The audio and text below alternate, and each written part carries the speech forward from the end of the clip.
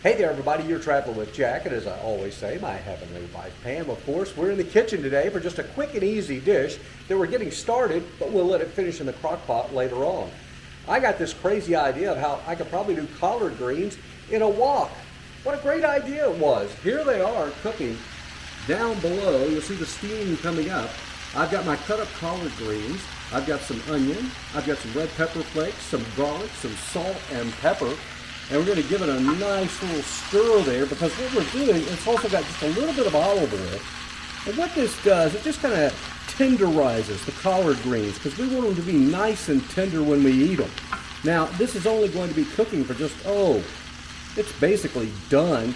You could eat these greens like this, but we're going to do a little more to them to make them have that full, flavorful effect. So here's what we're going to do. We're going to walk right over here. And I've got my crock pot, as you can no doubt see. I'm trying to do all this one-handed. This is quite an operation.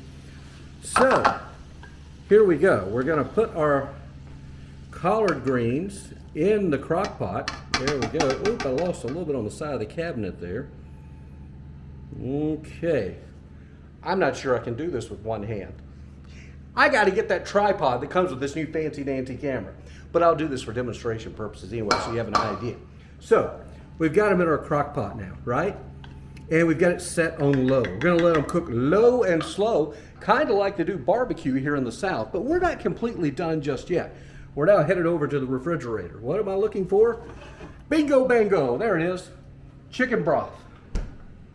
Yeah, organic, low sodium. You want low salt chicken broth because I've already got some salt and pepper in my greens, and I don't want them super, super salty. So here we go. Now we're gonna add our chicken broth, and we're just going to let it kind of cover the greens in the crock pot. There you go. All covered in goodness now. We'll give it a little bit of a stir. Look at the bright green colors. These are fresh, organic collard greens. And then we're going to put the lid on, and I've got it set to go, as I mentioned, low and slow. We'll let it cook for about 8 hours. Then tonight I'm going to pair that with some beautiful all-natural wild-caught sea bass, and guess what? Maybe a side of black-eyed peas. It's going to be a delicious dinner, and you know what? I've even got a great wine I'm going to accompany my meal with tonight. Let's go back to the refrigerator. This is one that I found on sale the other day, and it is absolutely fantastic. Don't ask me to pronounce it, but I got it at Costco of all places. They have some great wine prices. This is called Fruilu Grave. Basically, it's a Pinot Grigio.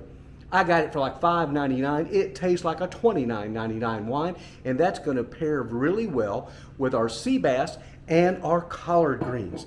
So there you have it. Hope you enjoyed that little quick and easy cooking demo. I know I've done collard greens before, but I gave you just a new little twist on it.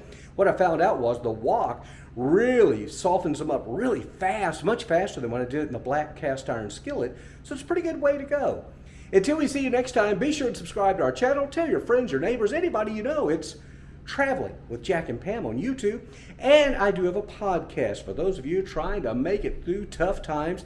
It's called The Jack Church Show, available on all the major platforms. Until we see you next time, have a great day, and better yet, a better tomorrow. Bye-bye now.